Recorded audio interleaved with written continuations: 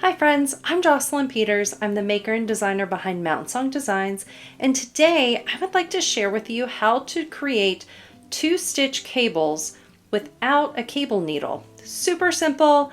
Let's get to it. So I have my knitting here. Now you can see I have some 4-stitch cables, and if you'd like to see how to make those without a cable needle, I have another video. Check that out. I will put a link in the description. But here, let's look. I have 1-stitch cables. These are right cross and left cross. I'm going to show you how to do both knitting both of those stitches and knit one and purl the one that goes behind. It's just a little different with one of them, but here we go. So I'm going to start here, knit across, well, knit and purl across to my cable.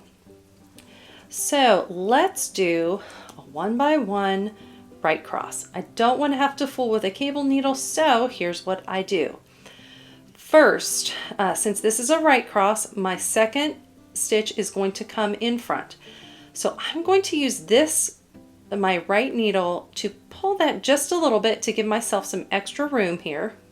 Kind of hang on to it and slide my right needle through as if to knit, because I'm going to knit.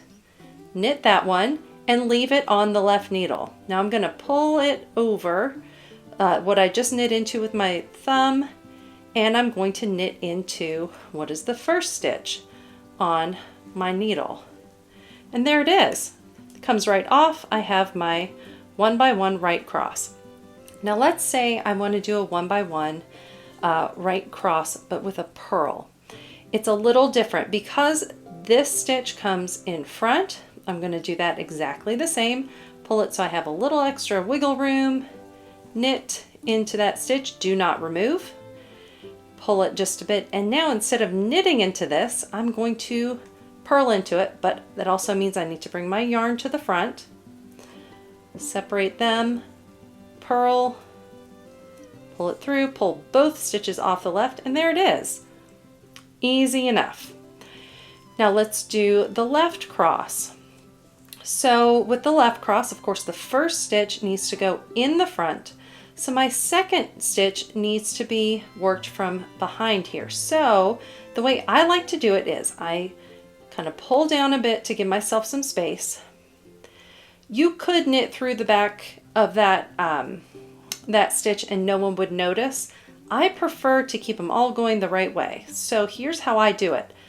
Bring the right needle tip up in between those 2 stitches and kind of hang on to my stitches so I don't lose them. Get that tip through the second stitch and knit.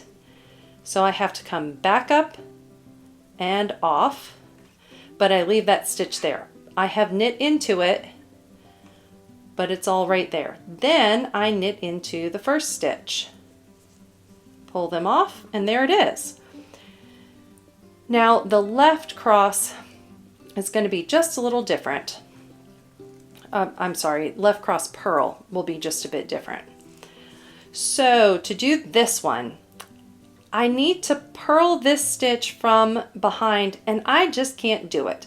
So I'm going to work this the exact same way as I did my 3 or more stitch cables. I'm just going to rearrange it. So the first stitch needs to go to the front, so my second stitch needs to go to the back. So I take my right needle, slide it in, slide 2 stitches off, slide the left needle through that stitch that is not on anything, slip that back over.